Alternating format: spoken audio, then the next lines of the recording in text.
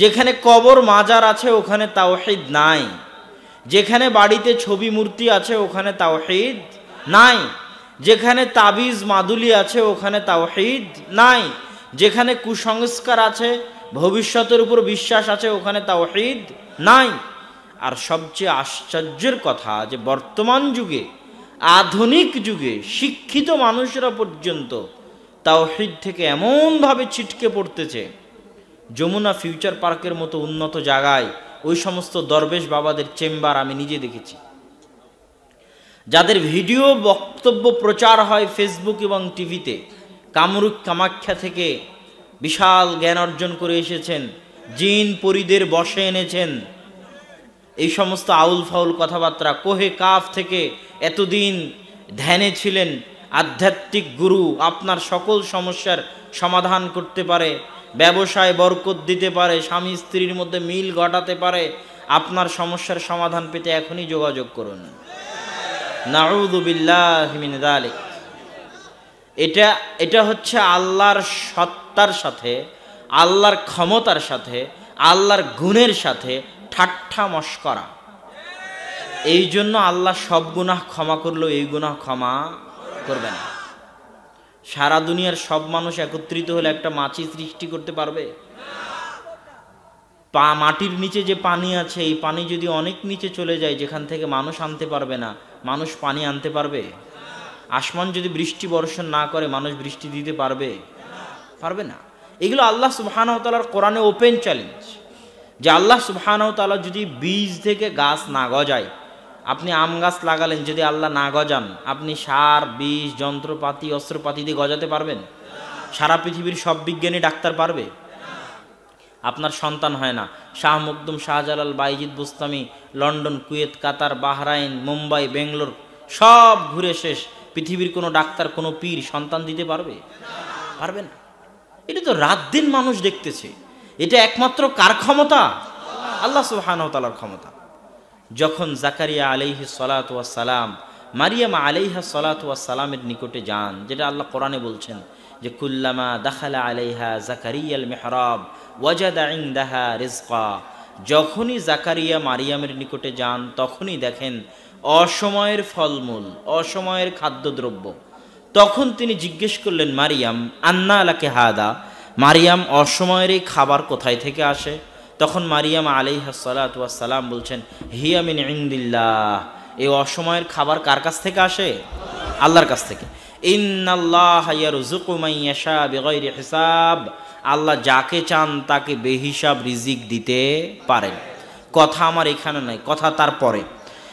এই দৃশ্য দেখে জাকারিয়া আলাইহিস সালাতু ওয়াস সালামের মনে সাধ জাগলো যে ইমরানকে যদি আল্লাহ এমন সন্তান দিতে পারেন, তাও আবার মেয়ে সন্তান, যার নিকটে খাবার আসে আল্লাহর পক্ষ থেকে, তো আল্লাহ কি আমাকে এরকম একটা সৎ সন্তান দিতে পারেন না?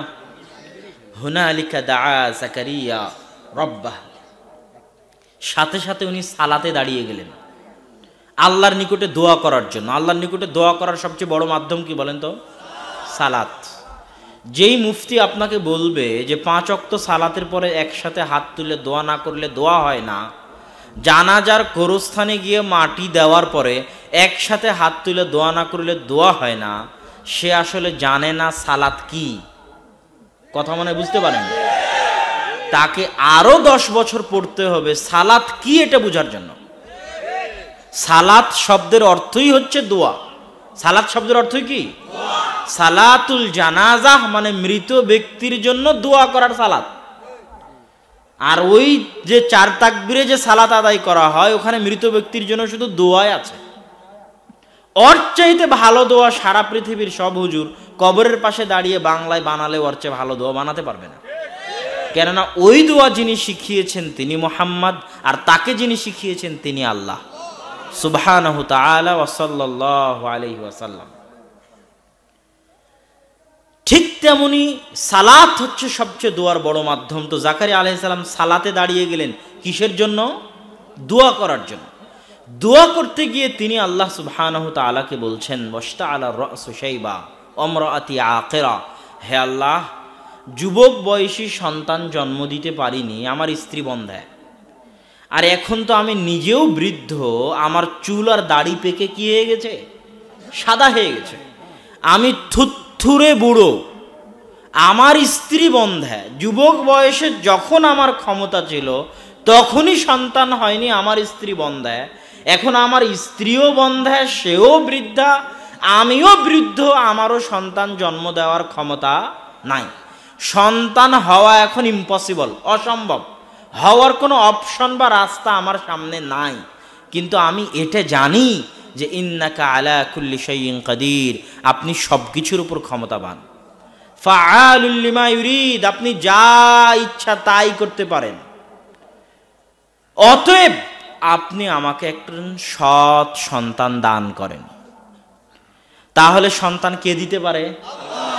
তখনই ফেরেশতা পাঠিয়ে আল্লাহ বললেন, যাও, তোমাকে একজন সন্তানের সুসংবাদ দিচ্ছি, যার নামও আমি রেখে দিচ্ছি, তার নাম ইয়াহইয়া। আল্লাহু আকবার। তাহলে আল্লাহ সুবহানাহু তাআলার ক্ষমতার সাথে ঠাট্টা মশকরা হচ্ছে আপনি আল্লাহ বাদ দিয়ে অন্য কারো কাছে যদি কিছু চাইতে যান। একটা জিনিস মনে রাখবেন যে আজীবন জন্ম থেকে মৃত্যু পর্যন্ত কোনো ইবাদতই করেনি, না নামাজ, না কালাম, না রোজা, না সালাম, না সিয়াম, না হজ, না যাকাত, কিছুই করেনি, সে ওর চাইতে ভালো যে মাজারে সিজদা দেয়। সে ওর চাইতে ভালো যে শিরকে লিপ্ত। কি জন্য? এই জন্য যে শিরক করেছে সে আল্লাহ সুবহানাহু ওয়া তাআলাকে অপমান করেছে। শিরক করা মানে কাকে অপমান করা? আল্লাহর শক্তিকে অপমান করা, আল্লাহর ক্ষমতাকে অপমান করা, আল্লাহর দাম্ভিকতা অহংকারকে অপমান করা, আল্লাহর দাপট, আল্লাহর এককত্ব, আল্লাহর অদ্বিতীয়ত্বকে অপমান করা। আর আল্লাহ অপমান বরদাস্ত করবেন না। অতএব সম্মানিত উপস্থিতি, ইসলামের মৌলিক যে জিনিস সেটা হচ্ছে বান্দার সাথে আল্লাহর সম্পর্ক ডাইরেক্ট। বলে না যে উমুকের সাথে উমুকের হট কানেকশন আছে, ফোন দিলেই রিসিভ হবে, কথা হবে, সমস্যা নেই, প্রোগ্রাম হয়ে যাবে। এরকম কথা মানুষের মধ্যে আছে না? তো মানুষের সাথে মানুষের যোগাযোগের জন্য মাধ্যম লাগতে পারে, ওসিলা লাগতে পারে। যে প্রধানমন্ত্রী হাসিনার সাথে আমি সরাসরি যোগাযোগ করতে পারবো না, আপনাদের এখানকার এমপির সাথে আমি সরাসরি যোগাযোগ করতে পারবো না, ভায়া মাধ্যম লিংক লাগবে। পৃথিবীর সব ধর্ম ব্যবসা করার জন্য, পৃথিবীর সব ধর্মের হুজুরেরা, সব ধর্মের পণ্ডিতেরা, হিন্দু ধর্মের পণ্ডিত বলেন আর বৌদ্ধ ইহুদি খ্রিস্টান ধর্মের পাদ্রী বলেন আর রাব্বি বলেন, যেই বলেন, সবাই নিজ নিজ ব্যবসাকে টিকিয়ে রাখার জন্য মানুষকে ভয় দেখায় এই বলে তুমি অনেক বড় গুনাহগার, আল্লাহর সাথে তুমি ডাইরেক্ট কথা বলতে পারবে না, তোমার জন্য রাব্বি লাগবে, পাদ্রী লাগবে, হুজুর লাগবে, পীর লাগবে, পণ্ডিত লাগবে, না হলে তুমি পারবে না। ব্রাহ্মণ লাগবে, না হলে তুমি পারবে না। বেদ তুমি পড়তে পারবে না, এটা একমাত্র ব্রাহ্মণ পড়তে পারে। তুমি একাই আল্লাহর কাছে চাইতে পারবে না, তোমাকে এই গণেশ, দুর্গা এদের মাধ্যম দিয়ে চাইতে হবে, তুমি পারবে না। তুমি অনেক বড় গুনাহগার, তোমার দোয়া আল্লাহ শুনবে না। এটা হলো পৃথিবীর সবচেয়ে বড় ব্যবসা, 2 নাম্বার ব্যবসা। এই 2 নাম্বার ব্যবসার সবচেয়ে বড় শত্রু হচ্ছে ইসলাম। ইসলাম চিরদিন মানুষকে শিখিয়েছে যে বান্দার সাথে আল্লাহর সম্পর্ক ডাইরেক্ট।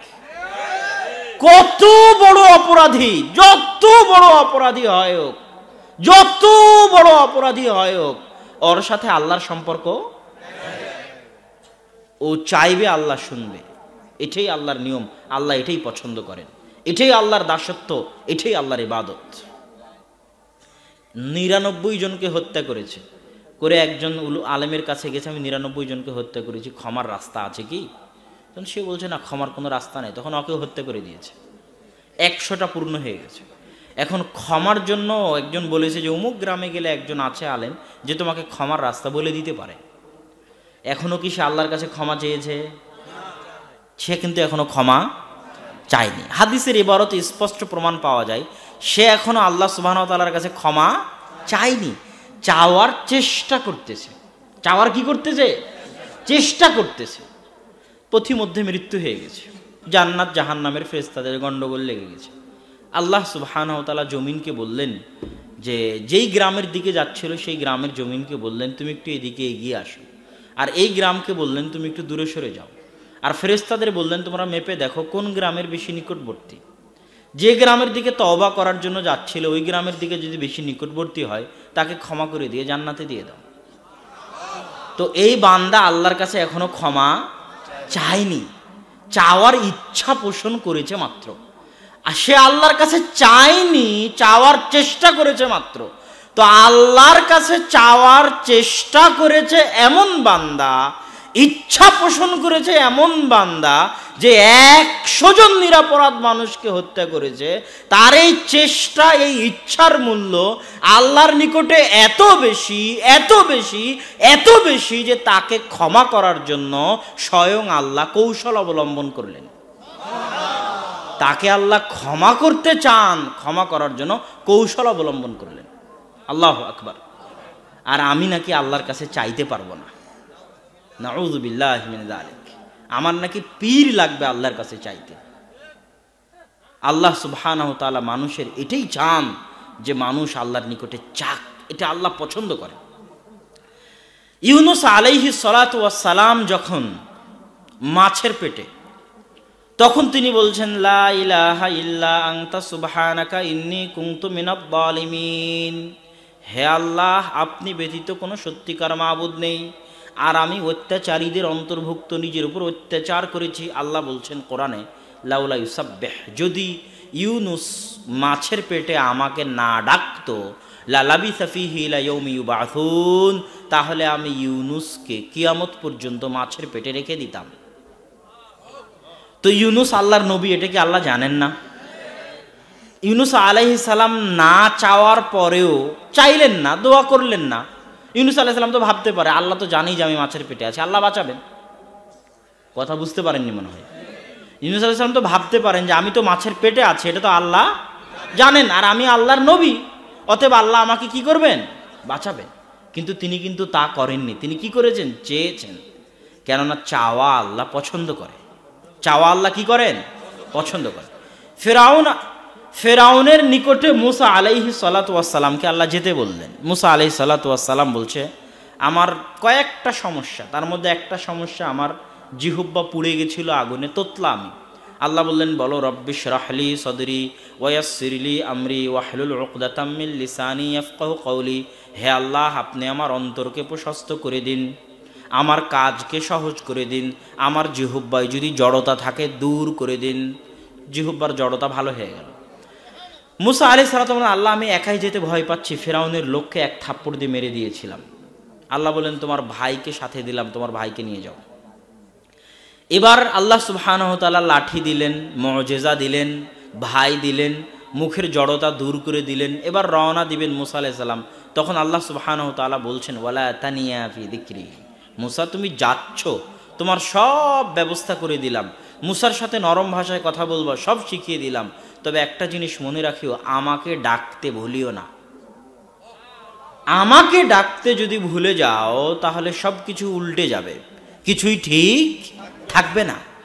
তাহলে মুসা আলাইহিস সালাতু ওয়াস সালামের নিকটেও আল্লাহ চান যে তিনি কাকে ডাকেন?